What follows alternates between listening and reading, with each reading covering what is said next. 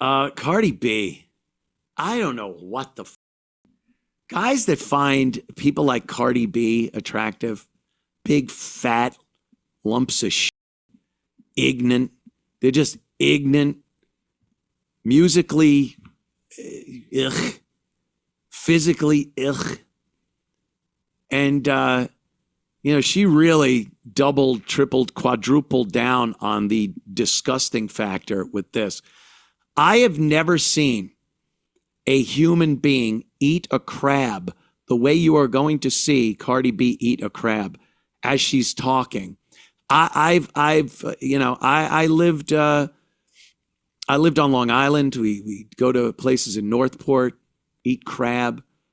Sal, remember Sal? Rowe. Sal was from Baltimore, Maryland. He used to make crab. It was amazing. Oh,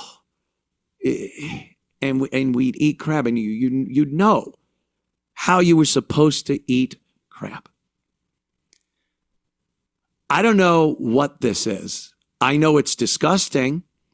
What it reminded me of is there's a clip in what was that movie with the swim?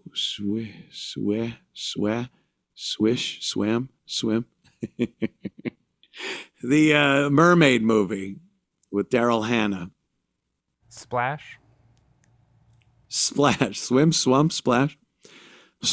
And Tom Hanks takes her out to dinner, and she eats. It's Tom Hanks, right?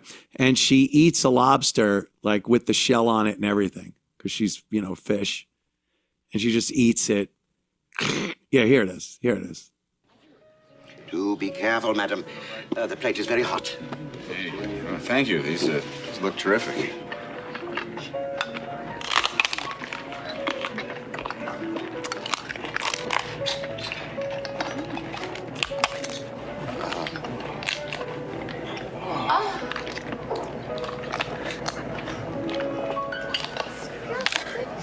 Yeah, that one piano key.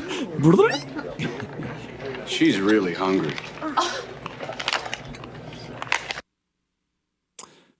The old wacky rom-com with a twist. Yeah, I mean, that's what I thought of the first when I first saw this Cardi B eating a crab clip. It's disgusting. I couldn't even tell what she was talking about, and I didn't care. But just watch this and puke along at home. People don't like the word dyke, but that's what...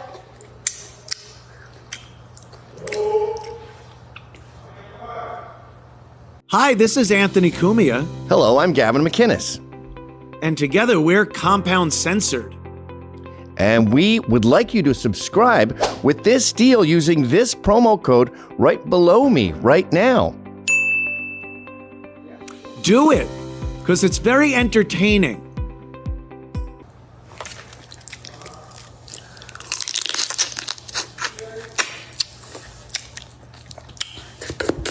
Oh, God damn it.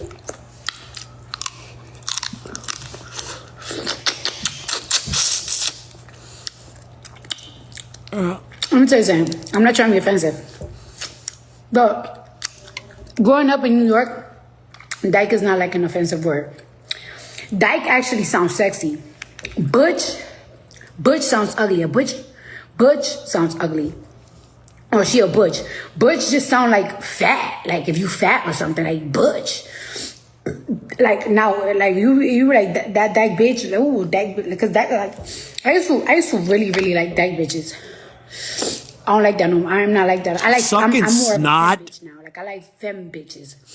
Femme bitches, they're like, but they're like got a little attitude on them. Like I like bitches like. Or is it a crawdad? I don't know. So yeah, when I say dyke, I guess some states that's like offensive. Stud is so ugly too. Stud. A stud. It sounds like a fucking earring. I don't like that word. Oh, fuck. Holy shit, was that disgusting.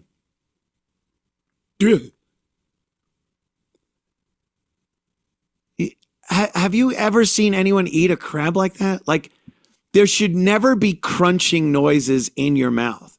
There's crunching when you're breaking the shells open and picking the crab meat out from the various nooks and crannies of shell and that clear kind of cellophane-y looking stuff. And there's a lot of completely inedible stuff on a crab. And the problem with crab is it takes work. Lobster takes a little bit of work, unless it's just a lobster tail. She's just lazy.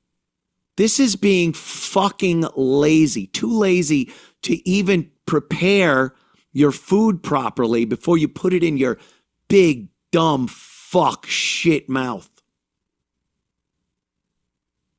Crunching on it and then spitting shells out. She's like a moray eel. I don't even think they're that disgusting. And she's sucking snot. I don't even know. I like Doc. Doc sound good. Ah. Holy shit. That is disgusting. My God.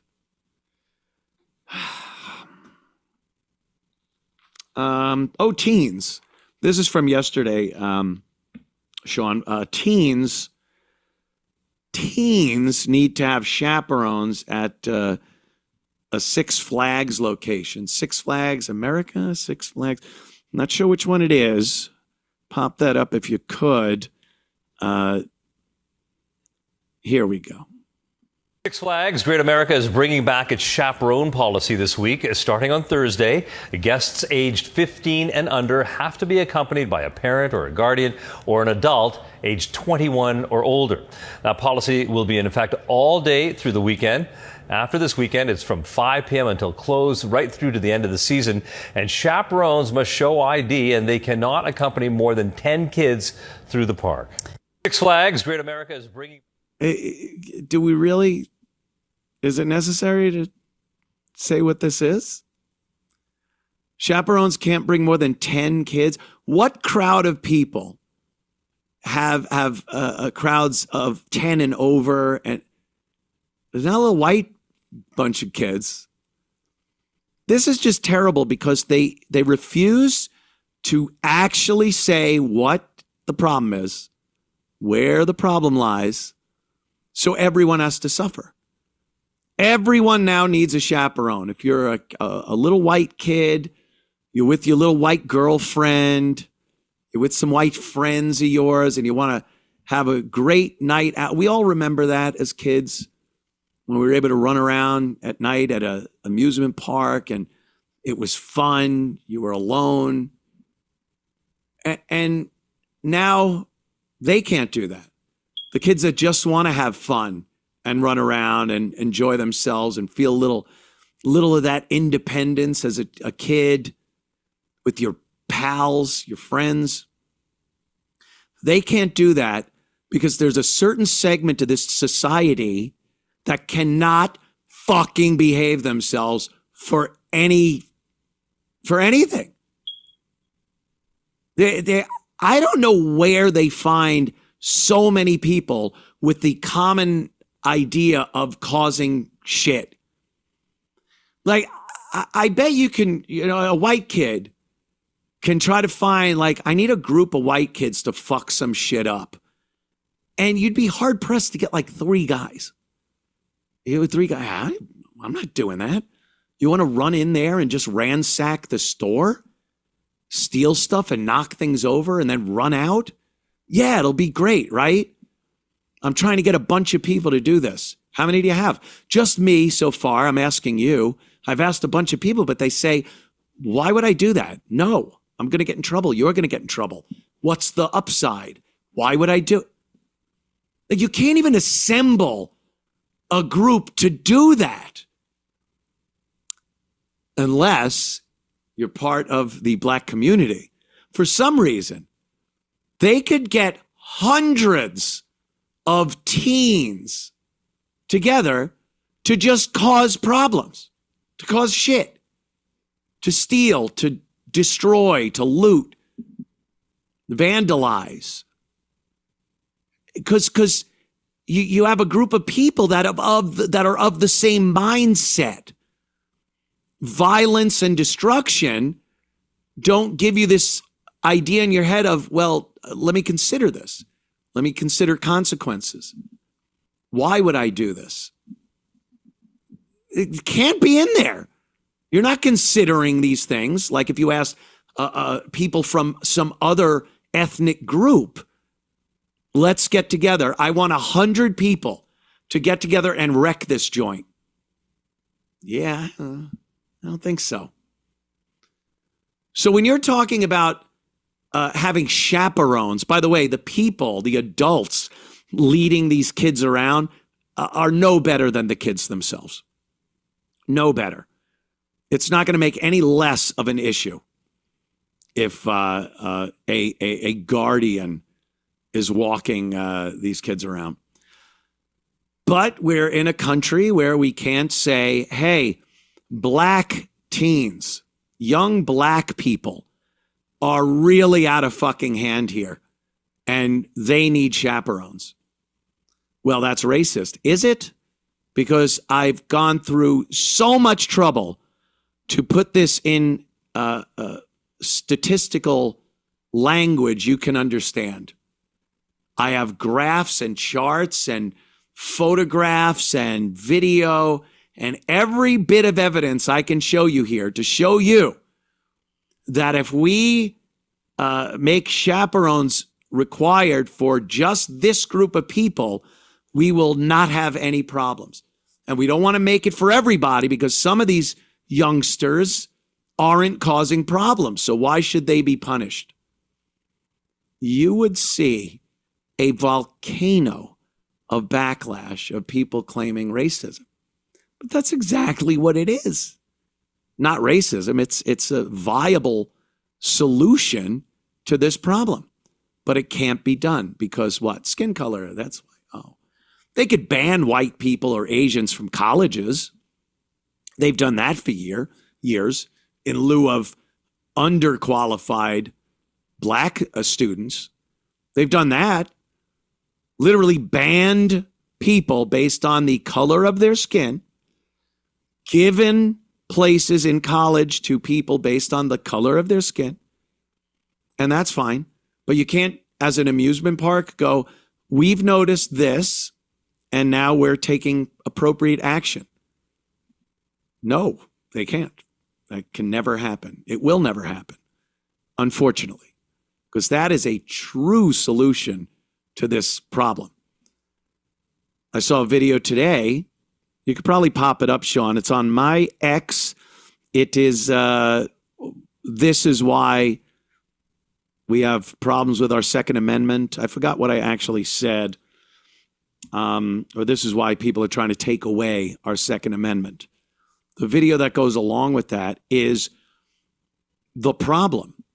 It's the problem that a certain group has with guns. So instead of barring the certain people or really cracking down legally, I'm not saying that the Second Amendment should be taken away from anybody unless there's a legal reason for that, like a convicted felon. But you watch this video and realize it's not people that are buying guns and buying AR-15s and going to the range or hunting or teaching their kids how to safely shoot a weapon. It's this shit. And this shit is predominantly from the black community. And because of that, we have to have our Second Amendment right infringed upon. Politicians that want to infringe on our Second Amendment right will use statistics based on these motherfuckers and not the large majority of legal law-abiding gun owners that don't act like this. But they just go, oh, this is happening, got to take it away. People really need to concentrate on which communities are causing the problems and focus on those communities instead of trying to rip the rights and just privileges and just the fun away from the rest of civil society that isn't perpetrating crimes and horrid behavior to the point where restrictions have to be made. Watch this group of fucking animals. Got my strap, nigga, on my dick. How y'all coming? Hey, how y'all coming? Pointing guns at each How other. you coming? On my dick, this bitch dry. On my dick, I come smack. This bitch dry. Hey, OD ain't got no strap. This bitch dry. That's what we doing, niggas block. How y'all coming on this bitch? Yeah. Hey, how you coming, man? Oh, my grandma. Now, as a lib, I would love to ask a lib, would you rather walk down that street in that housing complex? Just walk straight through them from one end of the street to the other in that housing complex, or walk through a group of young white men wearing MAGA hats? I guarantee they will say they'd rather walk through the group of black people with their guns and shit like that. That's the delusion. We're told that, young white men are the greatest danger to America these days. And then you see videos like that. Like, that's happening with impunity. No one's doing anything about that. No one's saying that that's a problem that needs to be dealt with. Well, then we need to take guns away. No. Not take guns away from everybody. Take guns away from them. Make it difficult for them to fucking go outside. They should be locked up. But no one will do anything. And then more of these dummies, thank God, will kill each other. And they'll talk about the gun problem. And it just wash, rinse, repeat over and over again. That's all we see. There's a gun problem in this country. There's a gun problem. There's a gun problem. And you watch those videos and you go, gun problem? Looks like a young black teen problem to me. Am I right here, folks? I'd say so. I think I'm right. And let's see what horrors the white people are bestowing upon black people. Here's a black man who said that people were spray painting racist stuff on his house. And of course, it turns out to be a hoax. Of course it does, because it's always a hoax. It's always a hoax. The fucking Chicago Trump country shit, the noose at NASCAR, the swastika on some basketball player's garage door. They're all hoaxes. There's no groups of whites going around spray painting, threatening, racist slogans on black people's properties. It just isn't happening. They have to do this because it isn't really happening. So let's watch this guy's take and what they did after they caught him. Mario Roberson's Cyprus living room in June 2023, he claimed the truth was coming out. I think the Lord brings to light when evil was out there, it shined. Just 2 hours earlier, 2 people had been killed in an explosion at Roberson's Huntsville rental home, an incident he repeatedly implied was linked to alleged racism in the neighborhood's HOA. Racism, power, hungriness, money has gotten us to this place. Weeks before the fire, Roberson contacted ABC 13, claiming the HOA was behind racist graffiti on his home. In this body camera video collected the morning of the fire, you can hear him cite the report while further implicating the group to law enforcement. I accused them on the news. I let them know who I thought it was and the reasons why. But in a newly unsealed federal indictment, authorities claim Roberson orchestrated both the graffiti and arson, hiring a family member who hired 2 others to help start the fire, all part of a purported attempt to collect insurance money. Against the gas, I was standing by the window saying, y'all better come on, let's go. And the gas went boom, and I caught fire. Law enforcement believes the arson attempt was bungled, killing 2 of the 3 men, including Roberson's relative. This body camera video shows authorities confronting the sole survivor who had just run from the building on fire. I'm telling you of him, this dude, he told me, bring him out here to Huntsville. All right. He said somebody supposed to do a number. A numbers job on a house. I guess they call it a numbers job. So it starts out, he plants the seed that there was a racist on the homeowners association in his neighborhood, what have you, and spray paints some racially insensitive slurs and sayings on his house. And then his house is burnt down. Oh, it's like Mississippi burning. They burnt his house down, this poor God-fearing black man. And then after, 3 seconds of investigation, it takes 3 seconds when these criminal masterminds try to put something together to go, oh, yeah, this is a lying sack of shit. So he went from victim of a race crime to murderer in a matter of minutes right there. He hired 3 people. 2 of them burnt themselves to death.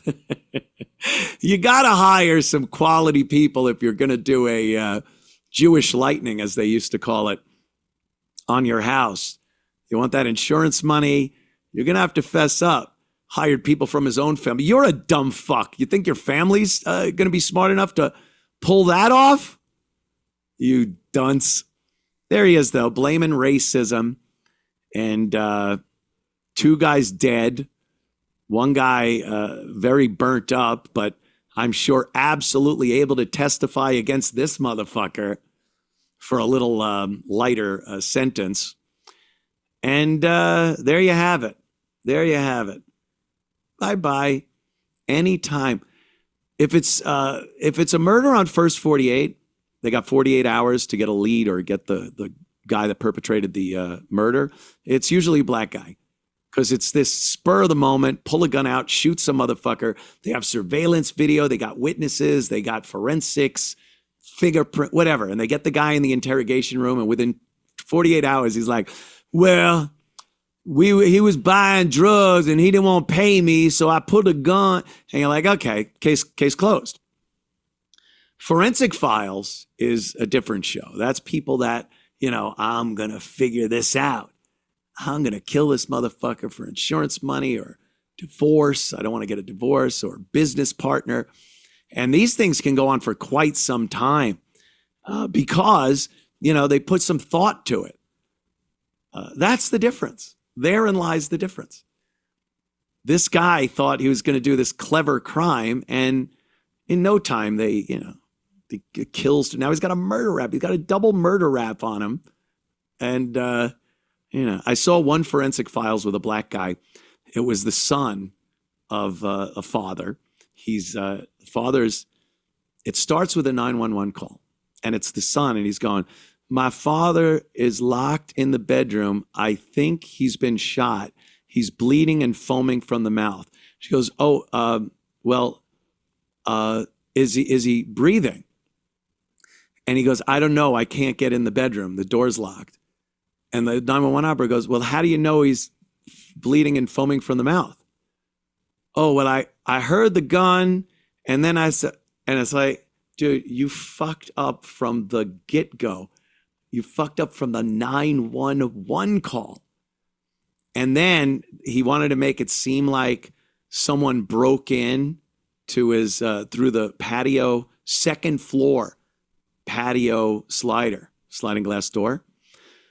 So he climbed up to the second floor patio, leaving his footprints in the mud that was there because it had rained the night before. He gets in, takes a rock, and throws it through the sliding glass door. The father's already dead on the bed. So bits of glass land on top of the father with blood in between the father and the glass, proving that the glass had been broken after the dad was already shot and dead on the bed. It was one of these things where you watch it and just go, some people just need to pull the reins back on, your ideas that you're this mastermind criminal. And again, like this guy, he thought he was going to get away with insurance fraud. And insurance fraud, they investigate the shit out of insurance fraud these days. It's not like the old days. I got this piece of shit car. I'm going to drive it down the expressway and torch it. And then the next day the cops go, your car, oh yeah, it was stolen. Now, they got forensic people. The insurance company has forensic people that come out and they'll find out what you did. And something like this, racism, and then a fire. He's got this image in his head like Mississippi burning. Like it's some, in his mind, America is so racist and white people are the image that me and Gavin talk about it all the time. Where you going, boy? Well, you think you're driving away from this, boy? I saw you looking at that white girl. Like they think there's real white people like that. So it would be completely understandable to tell the police that these racist white guys in a pickup truck with a hound dog burnt my house down. You dumb fuck.